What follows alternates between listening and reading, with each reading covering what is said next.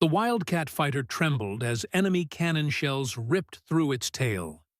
Lieutenant Commander Jimmy Thach watched in shock as his wingman's plane broke apart under the relentless fire. The Japanese Zero pulled up smoothly, preparing for another strike. It was May 1942, and American pilots were being shot down in battles they couldn't win. Thach had known this moment would come.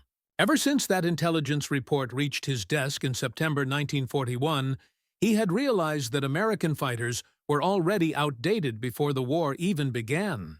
The Japanese Zero could outturn, outclimb, and outmaneuver every plane in the U.S. Navy.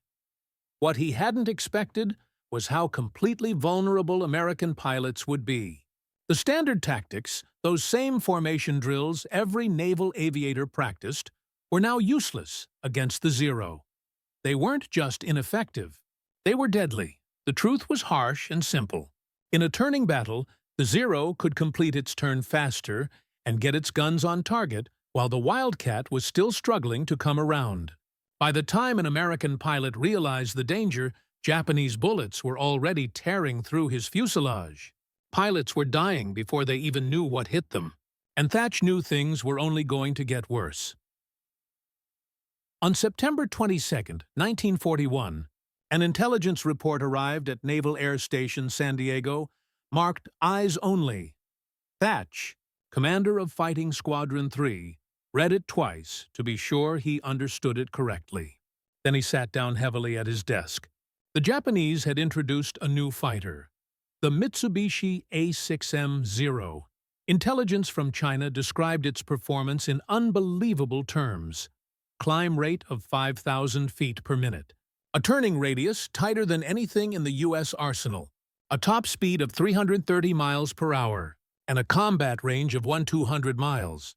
Every figure seemed impossible. The Zero's specifications easily surpassed those of any American fighter. The F-4F Wildcat flown by Thach's squadron was slower, climbed poorly, and couldn't turn with the Zero. In a classic dogfight, American pilots would lose almost every time. Thach took the report home that night. He lived in Coronado with his wife and young daughter, in a small house near the beach where he could watch Navy planes training over the Pacific. That evening, long after his family went to sleep, he sat at the kitchen table with a box of matchsticks. Each stick represented a fighter plane. He moved them around, simulating attacks and defensive moves, trying to imagine what formations might give American pilots a fighting chance. Night after night, he worked like this. His wife would wake at 2 a.m. to find him hunched over the table, rearranging the tiny wooden sticks, mumbling about angles and distances. He filled notebook after notebook with sketches, each one a possible formation that might counter the Zero's advantage. But everything he tried failed. When he grouped the fighters close for mutual support, the agile Zero tore through them easily. When he spread them out, the Japanese pilots picked them off one by one. Old defensive tactics, like the Lufberry Circle that had saved pilots in World War I, were useless now. The Zero could turn inside the circle and strike before the Americans could react. The Navy's entire combat doctrine was built on the idea that enemy aircraft were roughly equal in performance, but that assumption had just collapsed. Thach was trying to invent a way for slower, weaker planes to beat faster, stronger ones using teamwork alone. It felt impossible, but he kept shifting those matchsticks because he knew what failure would mean. His pilots, his friends, would die. The young men under his command were flying planes that couldn't match the enemy, and he knew they would die if he didn't find a solution. Then, sometime in October 1941, 2 months before Pearl Harbor, it finally clicked.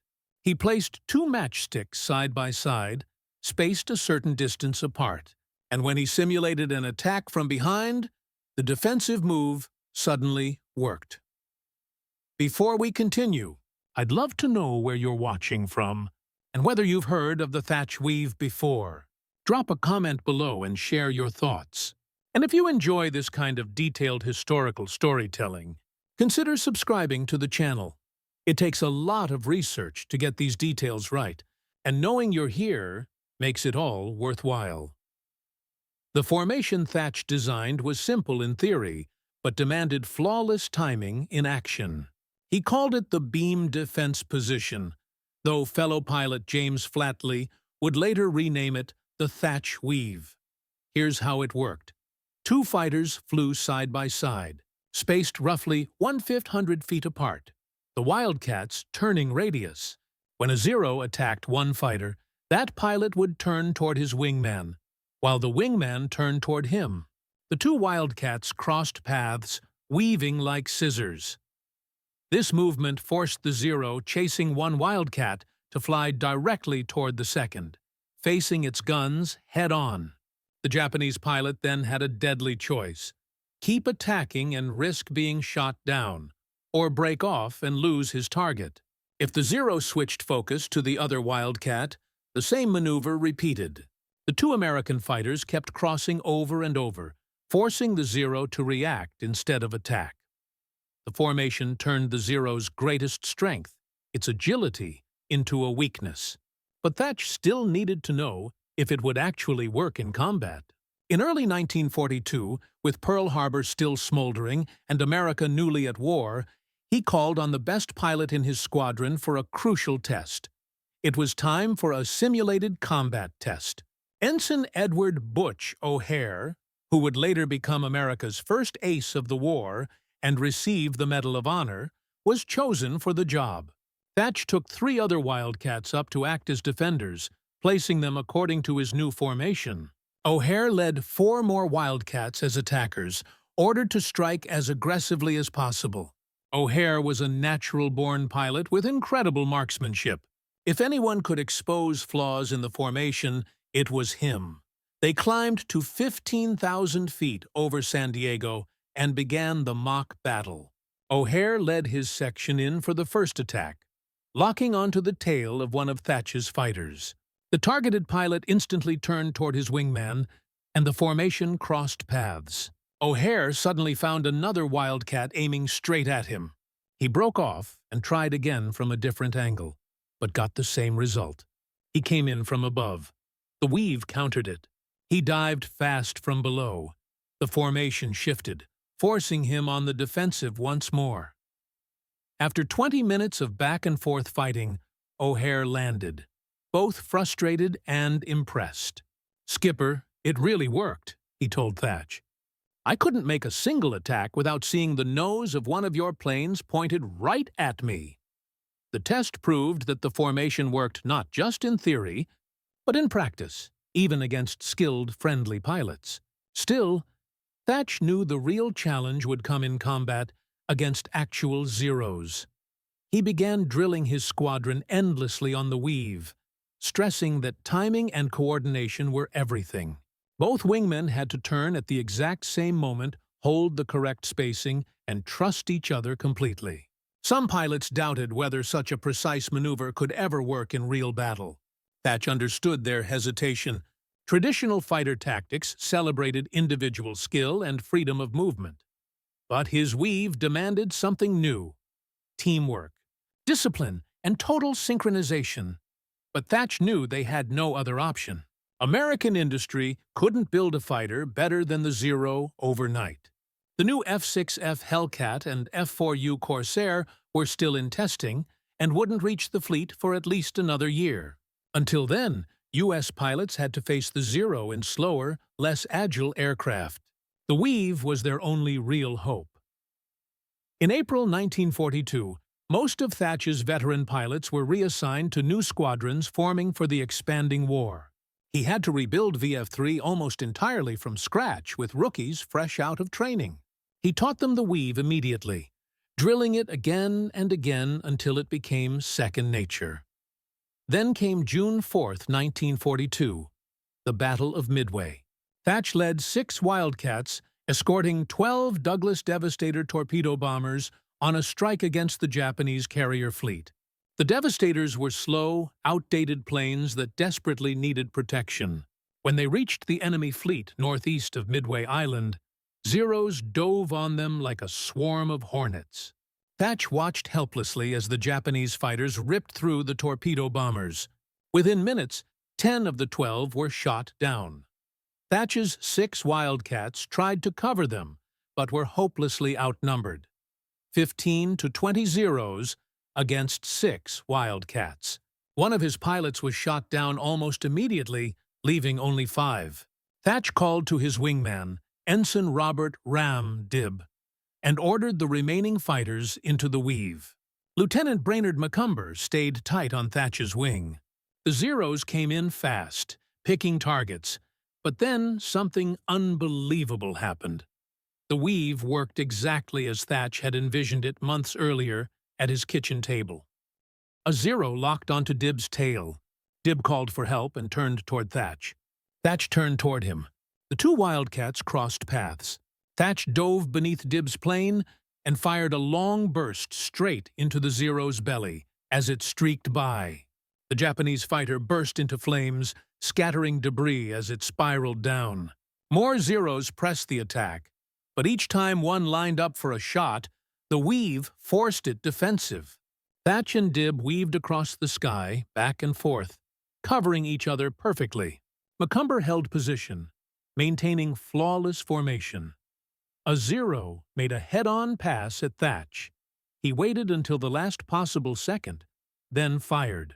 The Zero's nose exploded in flames, and the plane broke apart mid-air.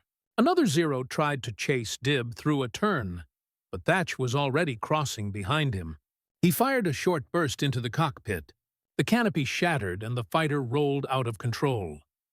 In less than 10 minutes, Thach had shot down 3 Zeros, and Dibb had claimed 1 more.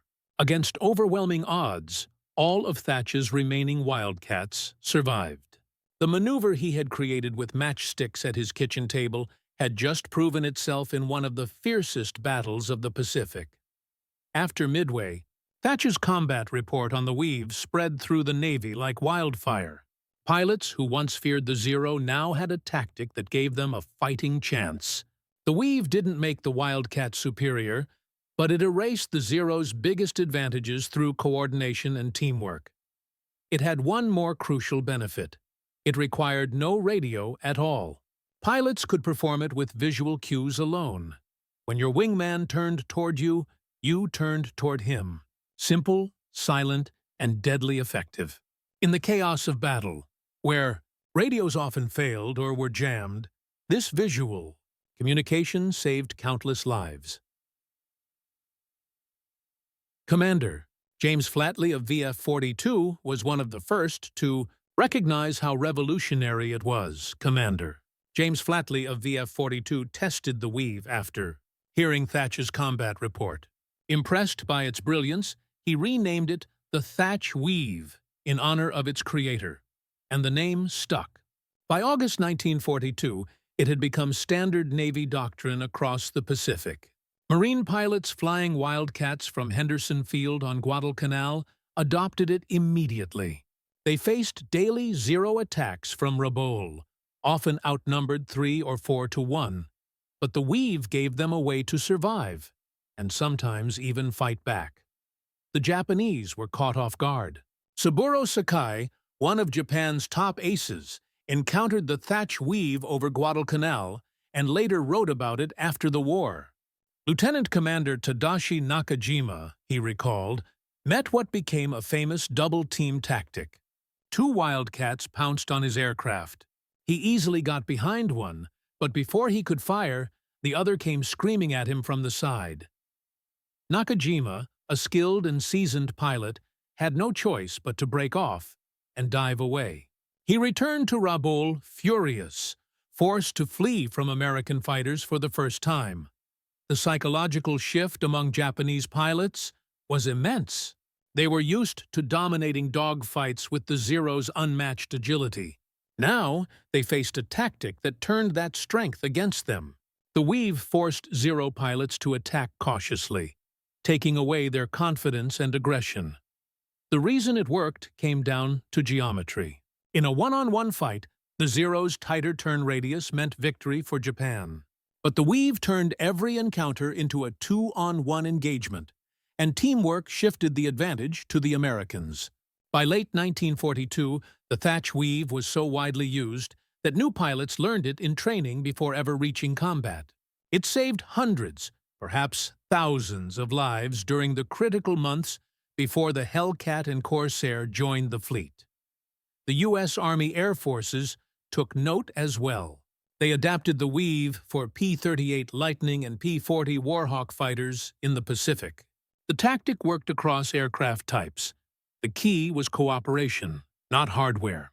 Even after newer, faster fighters entered service in 1943, the Weave remained a vital tool. Hellcat and Corsair squadrons continued to use it whenever they were outnumbered. Its success didn't rely on superior planes, but on coordination, discipline, and trust between pilots. The Weave proved its worth in every theater of World War II. In Europe, it was used against German Messerschmitts. In the Pacific, it worked against every Japanese fighter, not just the Zero. P-51 Mustang pilots even used modified versions while escorting bombers over Germany. After the war, the Thach Weave became a cornerstone of fighter tactics worldwide. Air forces studied it as proof that clever strategy could overcome technological inferiority. John Thach himself rose through the ranks, eventually becoming a full admiral. Throughout his 40-year career, he continued refining aerial tactics. Remarkably, the Weave was still being taught and used more than 20 years later during the Vietnam War. F-4 Phantom pilots employed it against North Vietnamese MiG fighters, proving the concept's lasting value. The principle never changed. Two pilots working together were far deadlier than two flying alone. Thach retired from the Navy in 1967 as a respected admiral, having pioneered not just one maneuver, but an entire way of thinking about teamwork in the air. Not just the Weave, but many other tactical innovations came from John Thach's mind. In 1958, he appeared on the cover of Time magazine for his groundbreaking work in anti-submarine warfare during the Cold War. To this day, the Navy's annual award for its top anti-submarine squadron carries his name. Yet, Thach is best remembered for something far simpler. For those late nights at his kitchen table, moving tiny matchsticks while his family slept, trying to invent a way to keep his men alive. The Weave was born out of desperation, refined through careful analysis, and proven in the fiercest battles of the Pacific War. It demonstrated something the military often forgets. Technology matters, but tactics and training matter more. The Japanese Zero was faster, lighter, and deadlier than the American Wildcat in almost every measurable way. Yet, using the Weave, U.S. pilots held their own, and often won. Thach understood a timeless truth. Victory doesn't require the best equipment, only the best use of what you already have. When faced with a problem that seemed impossible, he didn't demand new planes or complain about the enemy's advantages. He picked up a box of matchsticks and figured out how to win. The legacy of the Thach Weave goes far beyond tactics. It stands as proof that innovation can come from anywhere, even a quiet kitchen in Coronado, California. It shows how disciplined analysis and creative thinking can overcome challenges that seem unbeatable, and how preparation before the crisis can change everything. 30 years created the Weave months before Pearl Harbor, long before America entered the war, using only intelligence reports about an enemy aircraft few people even knew existed. When war finally came, his pilots were ready, with a tactic that saved countless lives. Even today, fighter pilots around the world study the Thach Weave in training. Modern jets like the F-22 Raptor and F-35 Lightning II fight with radar and missiles, not machine guns, but the principle remains unchanged. Coordinated teamwork defeats individual superiority. The world's most advanced fighters still fly in formations inspired by Thach's design. Their mutual support tactics trace directly back to those matchsticks sliding across a kitchen table in 1941. John Thach passed away on April 15, 1981, just 4 days before his 76th birthday. He was laid to rest at Fort Rosecrans National Cemetery in San Diego, overlooking the same Pacific waters where his pilots had once fought. In 1984, the U.S. Navy honored him again by commissioning the USS Thach, a guided missile frigate bearing his name. But his greatest monument isn't a ship or a medal. It's the tactic itself. 80 years later, the Thach Weave is still taught, still remembered, and still respected. It proved that smart thinking can beat superior machines, that teamwork outperforms individual talent, and that the right idea at the right moment can change the course of war. All because one naval officer refused to give up. Instead of despairing over the Zero's power, he opened a box of matchsticks and searched for a way to fight back. He kept moving them until he found the pattern that would save lives. So, the next time you're faced with a problem that feels impossible, remember John Thach and his matchsticks. The answer might not be better tools or more resources. It might already be sitting right in front of you. You just have to see it clearly and arrange it the right way.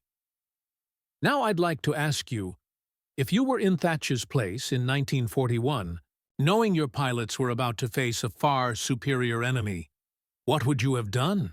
Would you have spent those long nights searching for a solution? Or would you have accepted that some problems can't be solved? Drop your answer in the comments below, because that choice between surrender and innovation is one every one of us will face someday. If you enjoyed this story and want to hear more true tales of courage, innovation, and determination, make sure to like, share, and subscribe to the channel. Your support helps keep history alive and brings more forgotten heroes like John Thach back into the spotlight.